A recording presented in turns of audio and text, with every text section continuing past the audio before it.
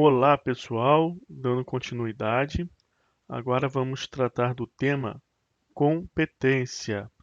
Vamos ter muitas aulas, esta aula introdutória, número 44 do curso completo, e a primeira aula do tema competência.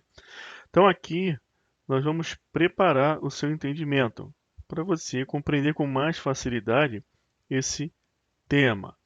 Então, vamos falar sobre a diferença de jurisdição e competência, competência internacional, gênero e espécies de competência, competência absoluta e relativa, efeitos da declaração de nulidade, iter de fixação de competência, que é um aspecto mais prático que te ajuda a acertar as questões e compreender o tema. Então, iter é caminho. Então, é o caminho para você chegar no órgão jurisdicional competente para julgamento de determinada causa.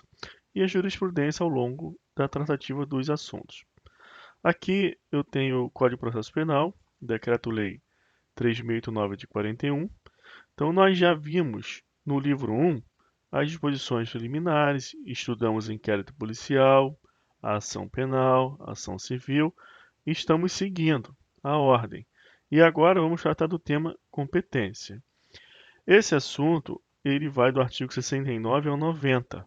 O artigo 69 apenas elenca os tipos de competência. E os demais artigos, eles estão contidos dentro desses capítulos, que vai do capítulo 1 ao capítulo 8. Então, eu tenho aqui competência pelo grau da infração, que vai ser tratado no artigo 70 e 71, e assim respectivamente. Então, competência pelo domicílio ou residência do réu, pela natureza da infração, por distribuição, por conexão continência, por prevenção, por prerrogativa de função e o capítulo 8, disposições especiais. Então aqui o 69, ele vai dar o rol, vai falar nessa ordem mesmo que está aqui dos capítulos, e os capítulos eles vão destrinchar cada tipo de competência. Aqui não tem a competência funcional. Se você observar no CPP, ele não vai elencar em nenhum capítulo, em nenhum inciso do 69 a competência funcional. Mas a competência funcional está prevista na Constituição Federal. Então a gente tem que incluir aqui no rol de tipo de competência a competência funcional. E outra coisa que eu marquei com uma cor mais escura, a competência pela natureza da infração, que você pode chamar também de competência em razão da matéria, é a mesma coisa. E a competência por prerrogativa de função, marquei uma cor escura.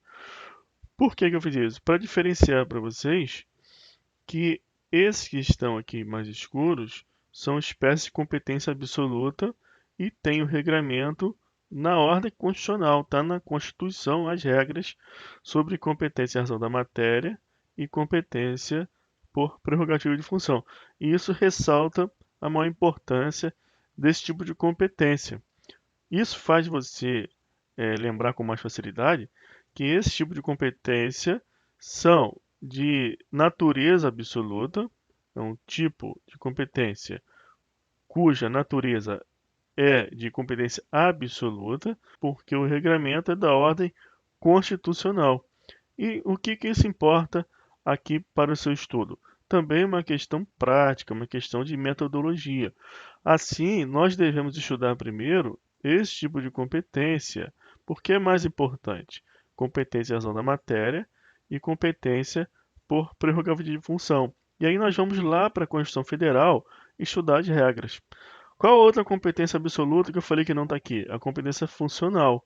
Então nós temos que, para a Constituição, estudar pelo menos as regras que mostram que existe a competência funcional.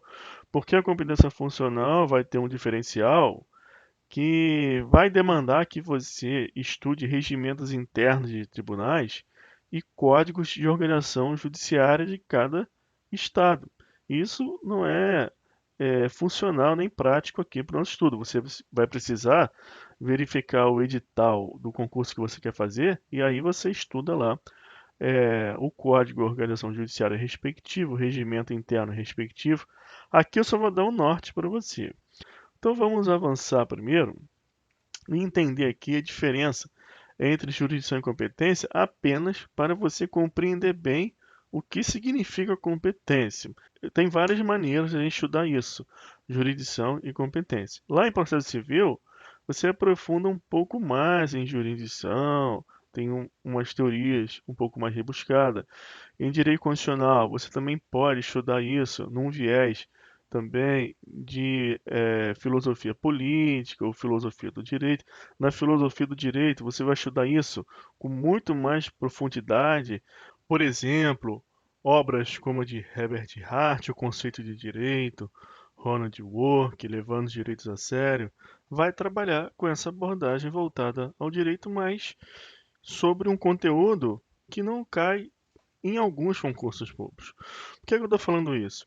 Para você ter o conhecimento que em alguns concursos isso é cobrado. Por exemplo, a Magistratura do Trabalho, alguns concursos de defensoria pública de alguns estados cobram a filosofia do direito, sociologia do direito. E isso você tem que verificar o concurso que você vai fazer. Esse assunto importa aqui para eu conscientizar você que para processo penal a gente tem que usar uma linguagem completamente diferente. Em que sentido? Muito simples, uma linguagem muito simples, para você entender bem o que é competência. Por isso que eu peço aqui a vênia para você, para a linguagem que eu vou usar, porque para o concurso, que é objetivo, não é prova de doutorado que você vai fazer, é um concurso público. Então você tem que aqui me ouvir nessa linguagem simples que eu vou tratar com você agora. E é o suficiente para preparar o seu terreno, a sua base, a sua fundação, para você receber todo o conhecimento de competência que será dado em muitas aulas e que é muito objetivo e que se você não compreender bem isso agora que eu vou tratar, aí você vai ter dificuldade lá na frente. Por quê? Porque o problema que as pessoas têm para acertar as questões de competência e compreender bem com facilidade é uma falta de organização do conhecimento. E como o tema competência tem muitas informações e é uma matéria que tem uma certa complexidade, isso tudo fica muito caótico na cabeça da pessoa e ela não consegue se entender. Então é uma questão de organização. Então isso que eu vou falar aqui nessa aula introdutória é para preparar o terreno. E você tem que, então, dar muita atenção nessa aula, porque a gente está tratando de fundação do solo, onde você vai erguer o edifício do seu conhecimento. Para não desmoronar, tem que ter uma fundação muito bem preparada. Ok? Então vamos lá. Jurisdição e competência. De uma forma simples, jurisdição significa dizer o direito, significa que você vai ser remetido lá para o direito constitucional e lembrar que o Poder Judiciário é um dos poderes do Estado, ao lado do Legislativo e do Executivo, e que a função do Judiciário é dizer o direito. Então, a jurisdição é dizer o direito. Então, quando que o Poder Judiciário vai dizer o direito? Quando ele é chamado a fazê-lo naqueles casos que ele pode fazer isso. Então, você tem um Estado, como o Brasil, que tem um governo, tem os seus poderes, tem um território, tem um povo, e agora você foca no território. O território é extenso, a população é imensa. Então agora você compara esse dizer o direito com os conflitos intersubjetivos que podem surgir nesse território e em meio a essa população imensa. E agora você nota que essa teoria é muito abstrata. Essa questão que o Poder Judiciário exerce a função jurisdicional, que significa dizer o direito e resolver os conflitos com definitividade, trazendo a paz social, a pacificação, isso é muito abstrato. Então requer o quê? Requer um administrador, alguém que administre como que vai fazer isso, um plano, um projeto, como que isso é possível de ser realizado concretamente, saia dessa abstração. Aí que entra a competência. A competência, numa linguagem simples e fácil, significa a divisão do trabalho. É essa organização, essa divisão do trabalho. Qual órgão jurisdicional que vai julgar o quê e onde? Como que vai ser feito isso? Então você percebe a simplicidade que é entender competência dessa forma, e isso é suficiente para o seu concurso público na matéria processo penal. É só isso? Não é só isso.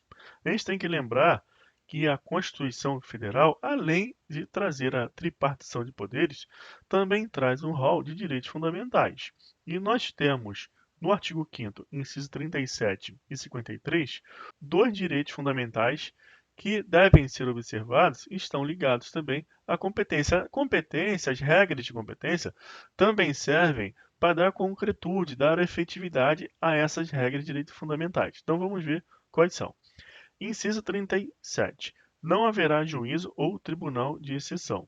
E a outra, ninguém será processado nem sentenciado senão pela autoridade competente. Então você observa que para não haver um juízo ou tribunal de exceção, a competência ela tem que estar fixada previamente à ocorrência do fato, senão haverá um juízo de exceção. Fulano cometeu um crime tal, e aí não se sabe quem vai julgar, não tem uma regra pré-fixada de qual órgão jurisdicional irá julgar. E aí surge então, não, vamos fazer o seguinte, vamos designar o juiz tal.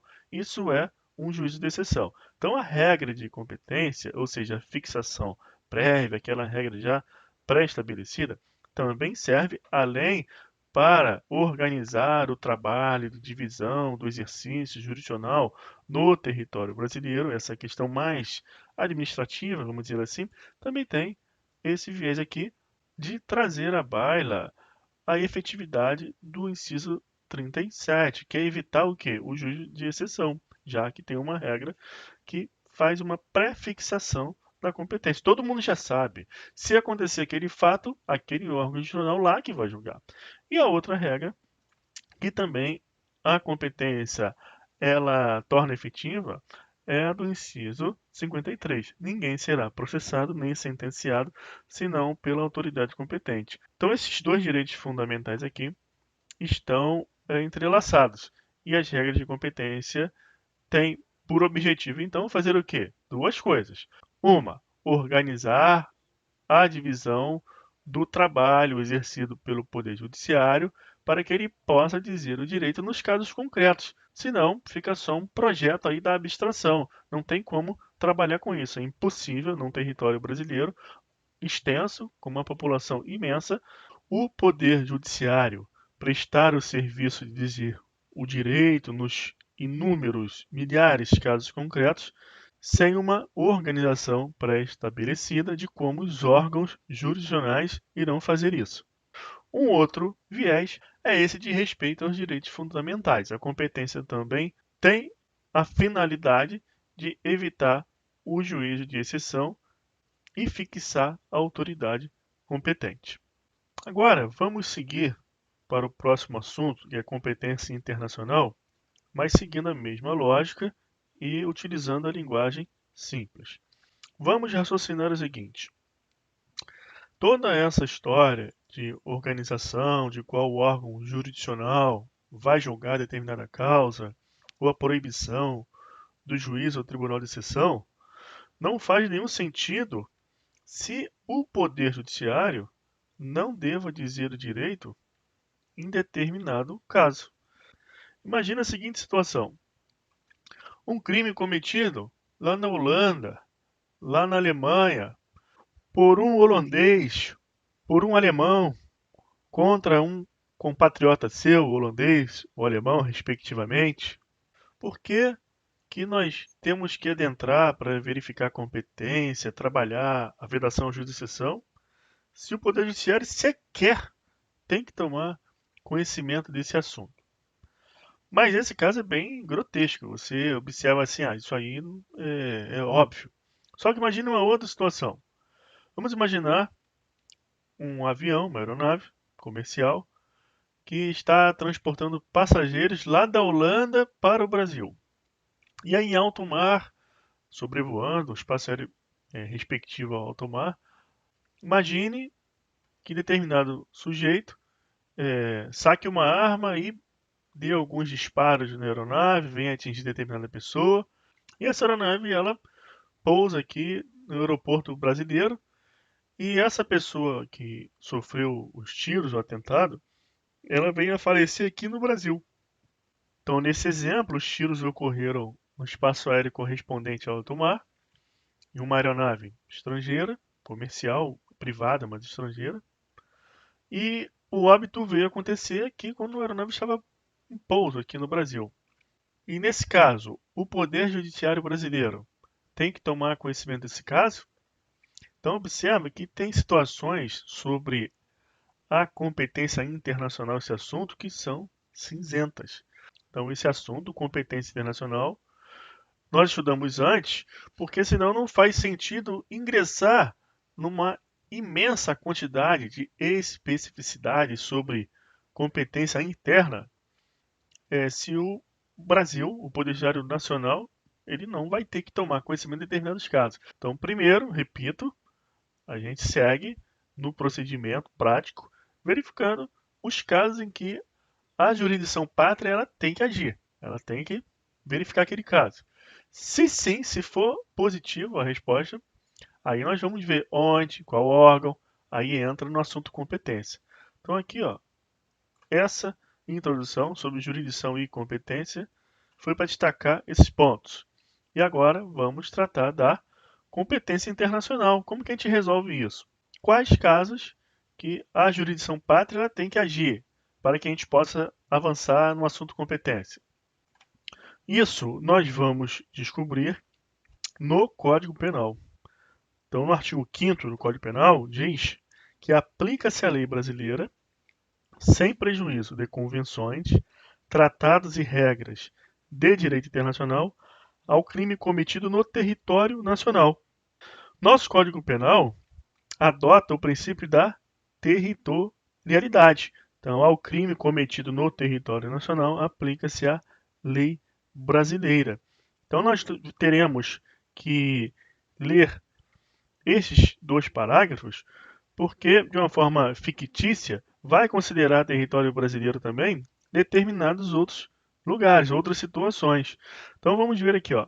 Para efeitos penais, considera-se como extensão do território nacional 1.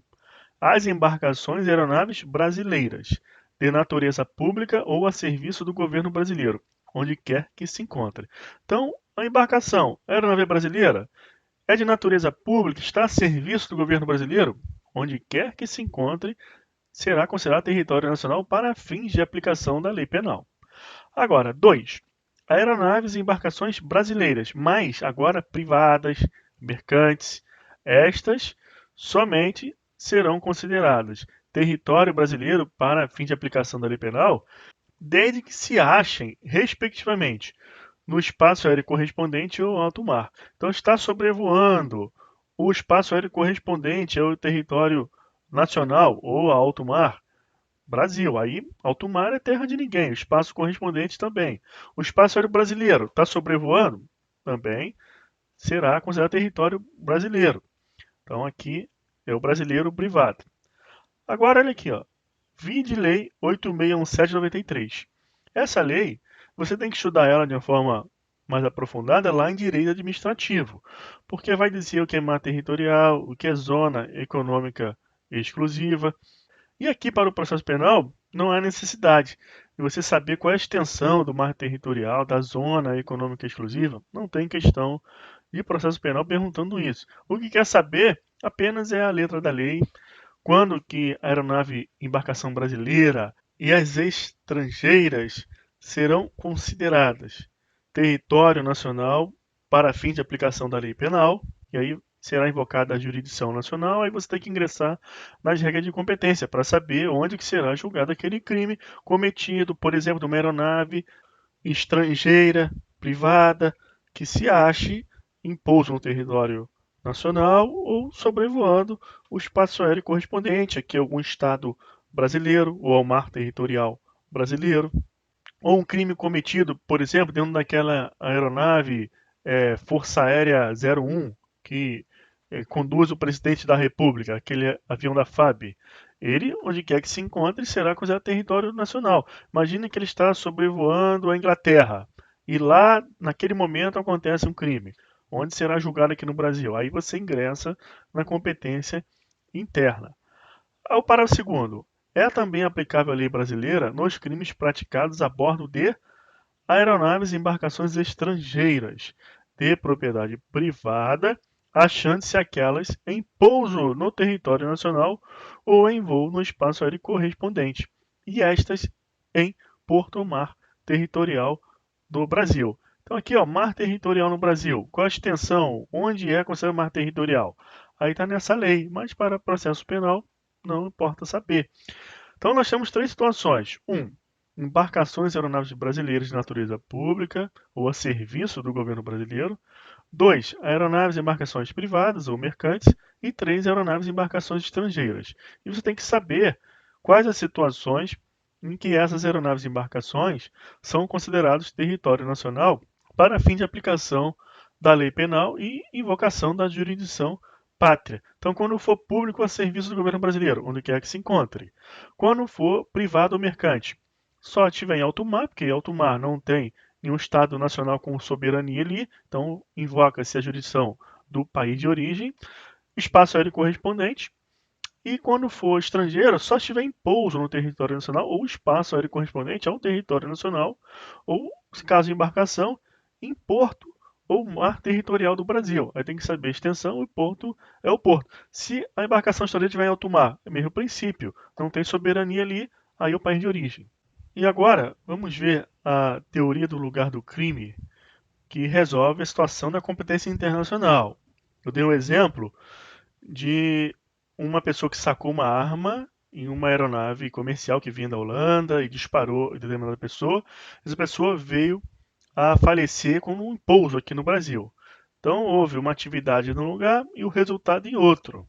Então, aqui no Código Penal, para fins de competência internacional, é utilizada a teoria mista, porque vai admitir tanto a teoria da atividade, o lugar em que ocorreu a ação ou omissão, no todo ou em parte, bem como a teoria do resultado, que é o 2, onde se produziu ou deveria produzir-se o resultado. Por que, que aqui na competência internacional é utilizada a teoria mista, que admite tanto a atividade quanto o resultado? Justamente porque pode acontecer isso.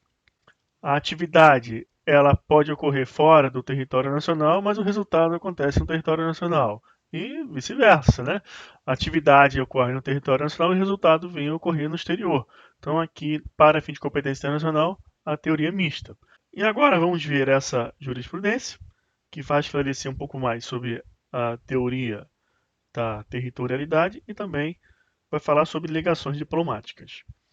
Ressalvadas as hipóteses previstas em tratados e convenções e regras de direito internacional, os órgãos integrantes do Poder Judiciário brasileiro acham-se delimitados quanto ao exercício da atividade jurisdicional pelo conceito, que é eminentemente jurídico, de território. Então, observa que não adianta a gente avançar na verificação da competência interna se a jurisdição brasileira ela está delimitada em seu exercício pelo Conselho de Território. Então a gente vai parar por aí em determinados casos. A jurisdição brasileira não vai atuar, então eu não preciso verificar a competência interna. Então eu não vou estudar competência nesses casos. É que a prática da jurisdição, por efeito de autolimitação imposta pelo próprio legislador doméstico de cada Estado nacional, submete-se em regra ao âmbito de variedade espacial do ordenamento positivo interno. O conceito de jurisdição encerra não só a ideia de potestas, mas supõe também a noção de império, a evidenciar que não há jurisdição onde o Estado juiz não dispõe da capacidade para impor, em caráter compulsório, a observância de seus comandos ou determinações. Então, nula jurisdictio sine império. Não há jurisdição sem império. Então, se a jurisdição não tem império, então não atua, não faz sentido. Nesse caso, falece poder ao STF para impor a qualquer legação diplomática estrangeira sediada em nosso país ou cumprimento de determinações emanadas desta Corte, tendo em vista a relevantíssima circunstância de que, ressalvadas situações específicas, não estão elas sujeitas, em regra, à jurisdição do Estado brasileiro. A jurisdição, embora teoricamente ilimitável no âmbito espacial, há de ser exercida em regra nos limites territoriais do Estado brasileiro, em consideração aos princípios da efetividade e da submissão.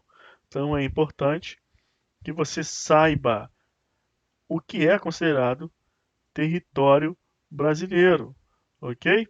Isso você precisa ler, reler, resolver questão e aos poucos vai se tornando natural para você essas questões das embarcações e aeronaves. Com relação a essas exceções acerca das ligações diplomáticas, você precisa assistir a aula de imunidade. Então, nós falamos das imunidades diplomáticas e das consulares. E lá você vai tomar conhecimento dessas exceções. Então, está aqui, vide tema imunidades.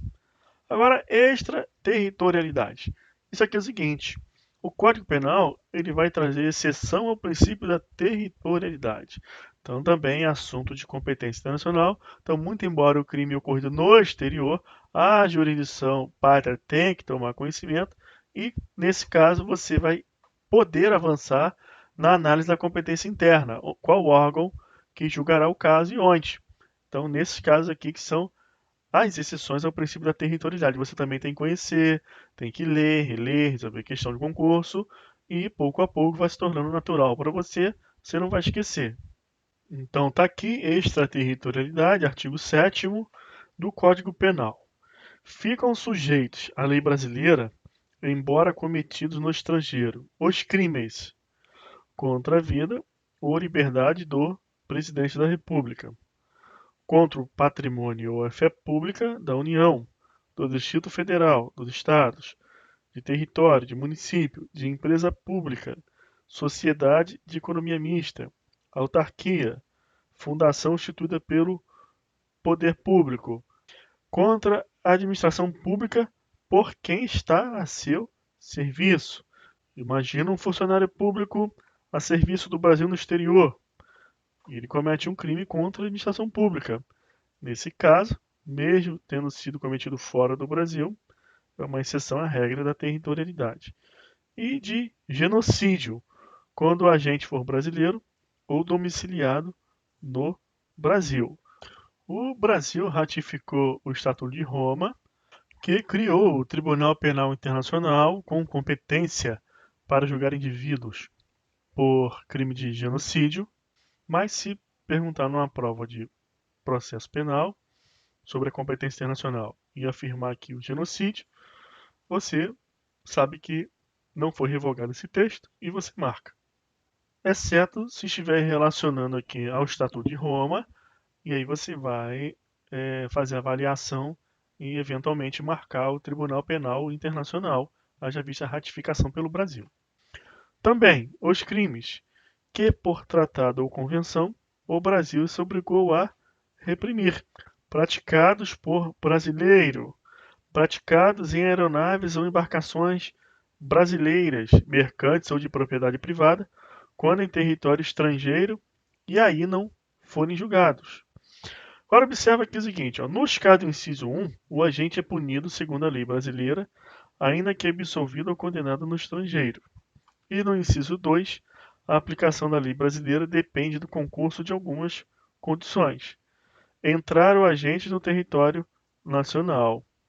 Então imagina aquele exemplo que eu dei na aeronave comercial vindo da Holanda e quem deu o tiro foi um brasileiro e a pessoa morreu na hora. A aeronave sobrevoando o alto mar.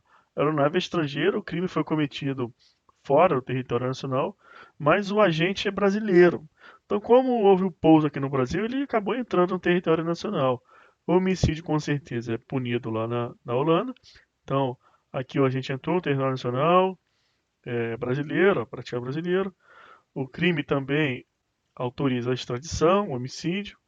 E tem que verificar ainda essas condições, ó, ou não ter sido agente absolvido no estrangeiro, ou não ter aí cumprido pena, não ter sido agente perdoado no estrangeiro, ou por outro motivo, não estar extinta a punibilidade segundo a lei mais favorável.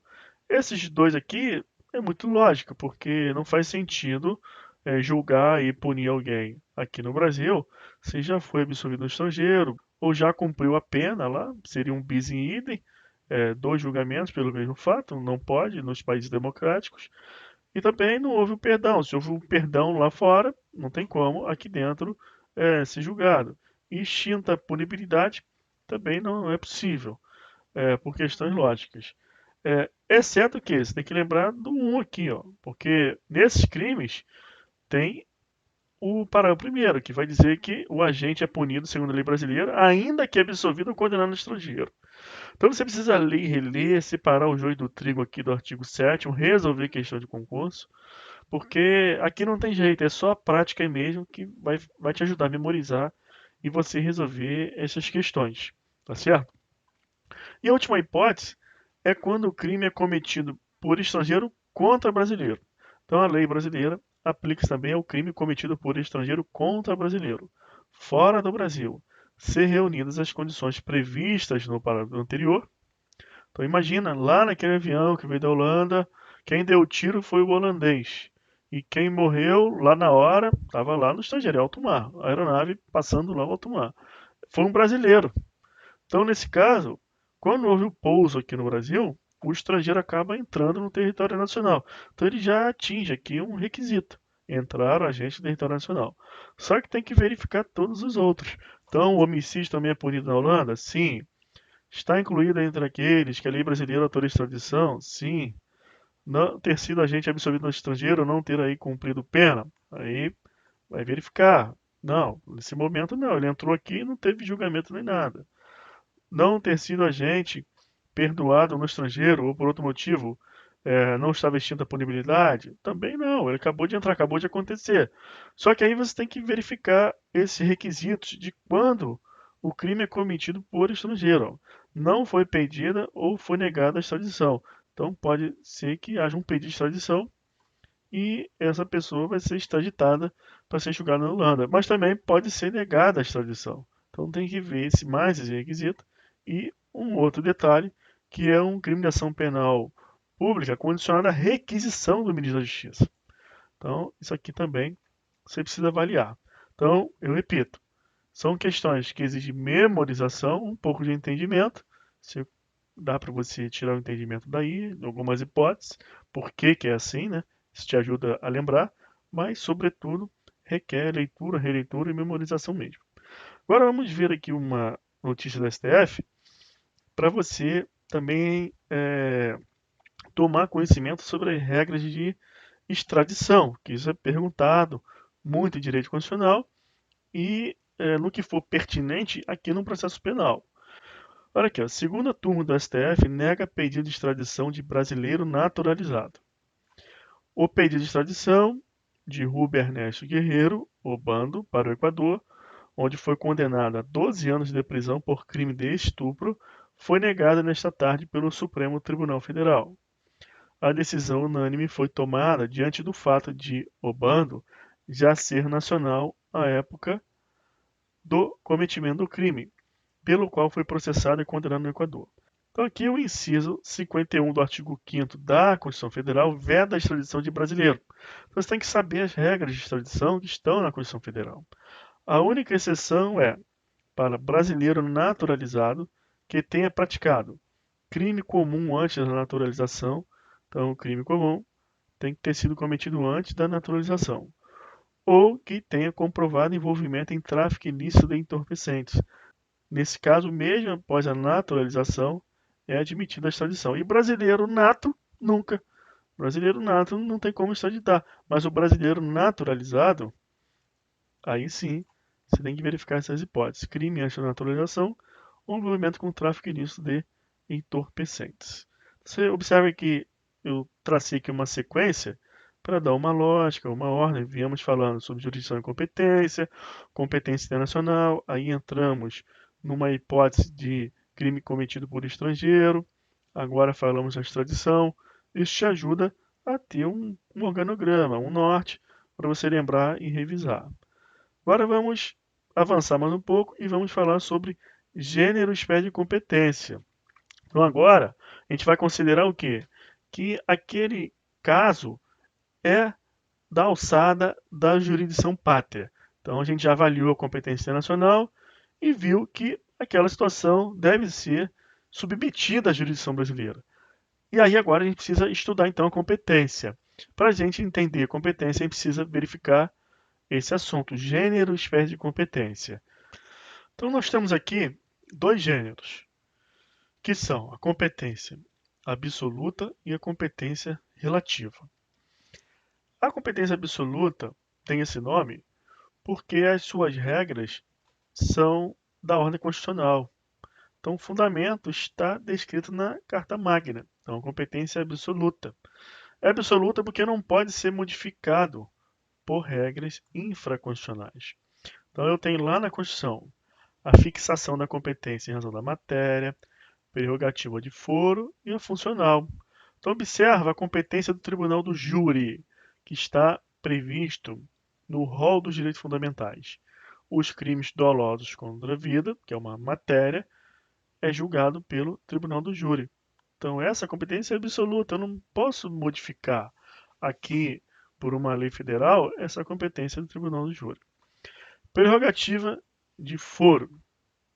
Tem uma regra na Constituição Federal que os juízes estaduais são julgados pelo Tribunal de Justiça. Então, está lá na Constituição, não tem como modificar isso. Tem a regra na Constituição Federal que o presidente da República é julgado por crime comum no STF. Então não tem como mudar isso por regra infraconstitucional e a competência é chamada absoluta. Então é absoluta por dois motivos: fundamento constitucional e não pode ser prorrogada. O nome técnico é prorrogada, modificada. Também a competência funcional está na Constituição Federal. Por quê? A Constituição diz que os tribunais de justiça podem editar seus regimentos internos dispondo sobre competência e o funcionamento interno ali dos tribunais. Também que compete aos estados legislar concorrentemente sobre procedimento em matéria processual. E também que compete aos estados editar a sua lei de organização judiciária, organizar a sua justiça. Então imagina o seguinte, lá em São Paulo existe uma lei estadual que dispõe sobre a competência do juiz universal da falência para julgar os crimes falimentares. Aí o cidadão, que é o réu, o acusado, ele ingressa com uma exceção de incompetência dizendo que tem que ser julgado pelo juízo criminal. Essa competência funcional ela é absoluta. É da ordem constitucional, apesar da lei estadual que dispôs sobre essa função do juiz empresarial, lá da falência universal, a origem é a Constituição Federal. Então a competência funcional é absoluta por causa disso. Então aqui ó, eu tenho essa primeira informação para dar para vocês, essa introdução, que a competência absoluta é da ordem constitucional, e nós temos três: em razão da matéria, prerrogativa de foro e funcional. Agora também tem um outro gênero, que é a competência relativa. A relativa é aquela que pode ser modificada. E o fundamento é infraconstitucional. Se é infraconstitucional, a mesma norma que faz a previsão da competência relativa territorial pode, em determinadas situações, excepcionar. Então, indo direto ao ponto, eu estou falando aqui do artigo 70 do Código de Processo Penal, que trata da competência territorial. Diferentemente das demais competências que estão no patamar constitucional, a territorial não está, ela está no CPP. E o próprio CPP que vai excepcionar a regra da competência territorial que está prevista no artigo 70. Diz lá que será competente o juízo do local onde se consumar a infração ou, no caso de tentativa, do local do último ato de execução. Só que no mesmo Código do Processo Penal, nós temos as regras de prevenção, as regras de conexão e continência, distribuição, domicílio do réu, que vão trabalhar em cima da regra geral do artigo 70. Então, para você chegar a analisar a competência territorial, é porque você já passou pelas demais. Então, aqui é o momento de você analisar a regra geral e, no próprio CPP, se há exceções ao local de consumação da infração. E, no caso de tentativa, do último ato de execução. E por hora, você só precisa saber isso aqui. Nós vamos ter aula de cada espécie de competência. Por enquanto, o que você precisa fixar? Quais são as espécies e os motivos da competência absoluta ser improrrogável e da relativa ser prorrogável. E agora, ainda sem aprofundar nos temas, vamos falar um pouco mais sobre as espécies de competência absoluta e relativa. Racione matéria em razão da matéria, prerrogativa de foro, também em razão da pessoa. A doutrina critica esse termo porque diz que a prerrogativa não é em razão da pessoa, é em razão do cargo. Então prefere falar prerrogativa de função. Mas esse termo ratione persona, se aparecer na sua prova, você marca que a prerrogativa de foro é a mesma coisa. Em razão do lugar, ratione loci, e a funcional, que eu disse que também é uma competência absoluta. Então está em amarelo, não pode ser modificada, e o que está em verde é a competência relativa, pode ser modificada. A funcional tem uma subdivisão, que é a funcional horizontal, por fase, objeto, e vertical ou hierárquica. Isso aqui é bem tranquilo, você consegue saber bastante sobre isso a partir do exemplo do tribunal do júri. Então, o juiz da pronúncia, ele está aqui numa competência horizontal por fase. E o conselho de sentença é que vai julgar lá na outra fase. Então, aqui é horizontal funcional. E o juiz que vai presidir o júri também está na outra fase, ele que vai aplicar a pena. Por objeto, você pega o juiz que vai aplicar a pena no tribunal do júri, o presidente, e o conselho de sentença.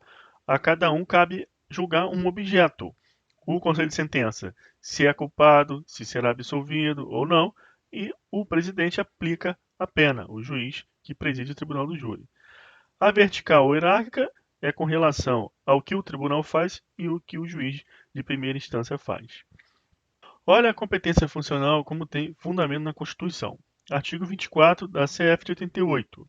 Compete à União, aos Estados e ao Distrito Federal legislar concorrentemente sobre procedimentos em matéria processual. Artigo 96.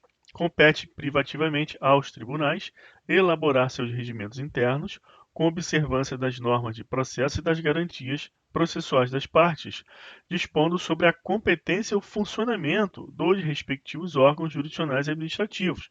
Então, fixada a competência em razão da matéria, ingressa na localidade. Lá, compete privativamente aos tribunais organizar a sua justiça. Então, esse funcionamento interno, quem vai dizer como se dará é o próprio Estado, o tribunal. Foi como o exemplo que eu dei da competência do juiz universal da falência no Estado de São Paulo para julgar os crimes falimentares e não o juiz criminal de alguma vara lá do local da infração. Artigo 125. Os Estados organizarão sua justiça observados os princípios estabelecidos nesta Constituição, que é chamado de princípio da simetria ou do paralelismo. Então aqui fica claro que uma organização interna ela não pode violar os comandos constitucionais que definem as competências absolutas. Então não pode um código de organização judiciária dizer que quem irá julgar os crimes dolosos contra a vida é o juiz da vara criminal tal. Não pode. Então tem que seguir esse princípio. Observadas as regras de competência absoluta da Constituição, não tem problema nenhum os estados organizarem ali a justiça. E essa organização se dá o nome de competência funcional, quando atribui a determinado órgão jurisdicional interno a competência para agir em determinados casos. Eu vou dar exemplos. Parágrafo primeiro. A competência dos tribunais será definida na Constituição do Estado, sendo a lei de organização judiciária de iniciativa do Tribunal de Justiça. Então aqui nós não estamos em aula de direito constitucional, então não precisamos aprofundar mais nisso, apenas para você saber que a Constituição confere essa legitimidade aos estados e aos tribunais para organizar a sua justiça. E isso, com relação à competência, tem-se erigido o status de competência absoluta e improrrogável. O ADCT, no artigo 11, também vai falar do princípio da simetria e do paralelismo. Cada Assembleia Legislativa, com poderes constituintes, elaborará a Constituição do Estado num prazo de 1 ano, contado da promulgação da Constituição Federal, obedecidos os princípios desta. E aqui com relação aos municípios e à lei orgânica.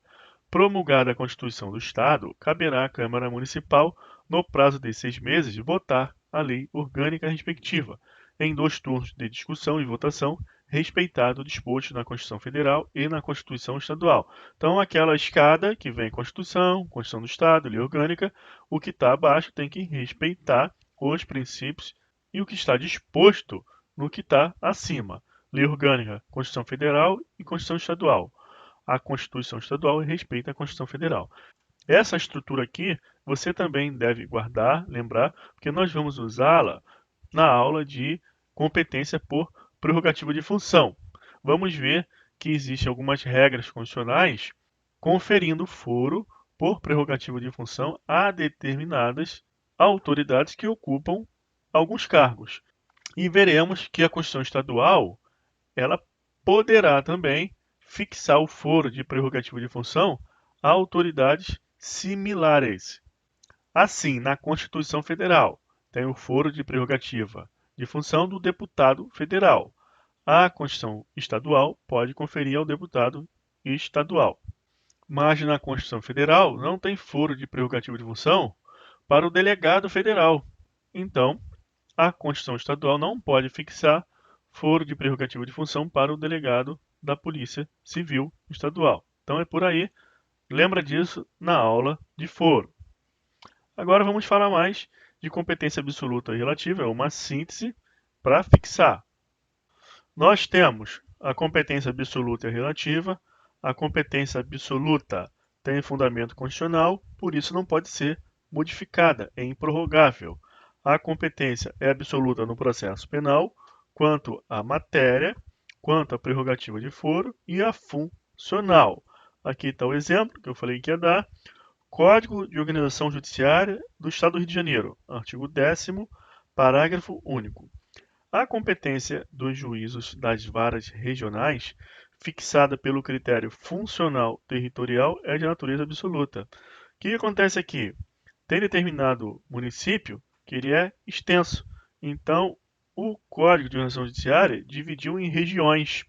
Logo, essa competência ela não é territorial, porque acontece de muitas vezes a pessoa querer ajuizar a sua ação em uma determinada região que é um centro urbano maior, que entende que ali o processo corre mais rápido e pensa que essa competência é territorial, ela pode ser modificada, que só pode ser alegada pelas partes. E o que acontece? Chega lá no recurso, na turma recursal, isso acontece muito em juizado aqui, é reconhecida a competência absoluta dessa região em que seria lá o local, por exemplo, o domicílio do autor numa ação civil, do juizado especial, do direito do consumidor, por exemplo. E aí, nossa, isso aqui era uma competência territorial, não pode alegar de ofício, etc. Mas não. Se o Estado organizou sua justiça aqui, esse critério não é territorial, é funcional. E a competência é absoluta e pode ser declarada de ofício no processo civil.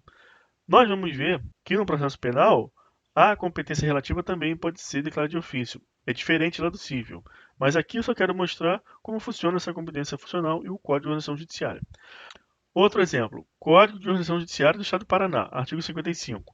O juiz sumariante e ao juiz presidente, nas respectivas fases do processo em que exercer a competência funcional, então aquela competência funcional por fase. Ele tem o juiz sumariante, o juiz da pronúncia e o juiz presidente lá do Tribunal do Júri. Então eles atuam por fase, é uma competência funcional. Então caberá decretar, relaxar ou regular a prisão do réu, bem como conceder-lhe liberdade provisória. Aqui eu quis destacar o termo que foi usado, competência funcional e fases. Infraconstitucional prorrogável. Então eu tenho a competência relativa, fundamento é infraconstitucional, por isso é prorrogável, é modificável. Então é quanto ao local da infração, por prevenção, por conexão e continência. Então, todas essas aqui têm regramento no Código de Processo Penal. Então, é modificável. Agora, vamos observar esses OPS que eu coloquei aqui. Ó. Aqui tem um asterisco com relação à competência absoluta. A competência absoluta não é modificável, só que tem uma exceção. É a coisa julgada pro réu, porque tem um fundamento para se abalizar isso na Convenção Americana do Direito do Homem, que o Brasil ratificou. Então tem lá no artigo 8º, item 4. O acusado absolvido por sentença passada em julgada não poderá ser submetido a novo processo pelos mesmos fatos. Imagina que isso aconteceu aqui, sendo o juiz absolutamente incompetente, mas o acusado foi absolvido e a sentença passou em julgado. Nesse caso, é uma exceção a essa impossibilidade de prorrogação dessa competência. Nós estamos falando da coisa julgada pro réu. E o fundamento é esse aqui que eu expliquei em razão da convenção ratificada pelo Brasil. Outra situação agora em relação àquela declaração de ofício da incompetência relativa e absoluta. Tem esse princípio. Se a lei não distingue, não cabe ao intérprete distinguir. Então, olha o que tem no artigo 109 do CPP. Se em qualquer fase do processo o juiz reconhecer motivo que o torne incompetente, declará-lo-á nos autos, haja ou não alegação da parte, prosseguindo-se na forma do artigo anterior. Aqui não foi dito se a competência tem que ser absoluta ou relativa. Apenas disse que se o juiz reconhecer motivo que o torne incompetente, independente de alegação da parte. Então, no processo penal, você tem que gravar que é possível ao juiz criminal declarar de ofício a incompetência relativa ou absoluta. Não precisa ser só absoluta como no processo civil. Por isso que tem uma consequência, a inaplicabilidade da súmula 33 do STJ ao processo penal. Essa súmula 33 do STJ diz que o juiz não pode declarar a competência relativa de ofício, mas isso você só vai aplicar no processo civil. No processo penal não tem aplicação em razão do artigo 109 do CPP e também desse brocardo jurídico. Se a lei não distingue, não cabe ao intérprete distinguir. E, com relação à competência relativa, vigora a regra da oportuno tempore, que quer dizer que a competência relativa ela deve ser suscitada pelo interessado no tempo oportuno, sob pena de preclusão. Isso se justifica porque a competência relativa, em razão do lugar, ela se dá no interesse das partes e não no interesse da justiça ou para resguardar os comandos constitucionais no caso da competência absoluta. Aqui no 156 do CPP diz que compete fazer a prova quem faz a alegação. Então, tanto para o Ministério Público com relação às provas de autoria e materialidade, com relação ao acusado, no caso de uma legítima defesa, uma excludente, a fixação da competência em razão do lugar mostra-se relevante para que a parte avalie se aquele local é bom ou ruim para esse seu desiderato. Observado o artigo 70 do CPP, a parte precisa avaliar se aquele local da consumação é o correto, se o local do último ato de execução é o correto e suscitar isso na primeira oportunidade que tiver de falar nos autos. E o 396, que traz o dispositivo sobre a resposta à acusação e diz que cabe ao acusado alegar preliminares e tudo que interessar a defesa, incluso a incompetência relativa. Dessa forma, em razão do entendimento que prevalece de que a competência em razão do local se dá no interesse das partes, que vigora a regra do oportuno tempore. Se na primeira oportunidade que tem de falar nos autos nada suscita sobre o local da infração, prorroga-se a competência, sem prejuízo da possibilidade do juiz declarar de ofício. Agora vamos ver um dispositivo do CPC apenas para confirmar o nosso entendimento, ratificar o que a gente estudou. Vimos na aula de fonte, lendo o artigo 3º do CPP, que o processo penal admite a interpretação analógica, analogia, inclusive lançando mão do dispositivo do CPC, como é frequente ocorrer. E tem aqui o artigo 62, que diz que a competência determinada em razão da matéria, da pessoa ou da função é inderrogável por convenção das partes. Após você ter assistido essa aula, você ampliou seu entendimento e você lê esse dispositivo com maior aproveitamento. Você lembra de tudo que você viu, você compreende bem a razão de ser desta regra do CPC. Efeitos da declaração de nulidade. O Código de Processo Penal diz no artigo 567 que a incompetência do juízo anula somente os atos decisórios, devendo o processo, quando for declarada a nulidade, ser remetido ao juiz competente. Então, primeira coisa que você tem que saber, extraindo isso direto do dispositivo de lei 567, que somente os atos decisórios ficam em xeque, os demais não, por exemplo, os atos probatórios. Agora, nós precisamos apurar esse conhecimento, vendo a jurisprudência, porque a gente precisa lembrar que admite-se a ratificação de atos decisórios pelo juízo competente. Então, conforme posicionamento de erro sobre a matéria, este Supremo Tribunal Federal, nos casos de incompetência absoluta do juízo, admite a ratificação de atos decisórios pelo juízo competente. Então, é comum a parte suscitar uma incompetência absoluta, acreditando que todos os problemas serão resolvidos.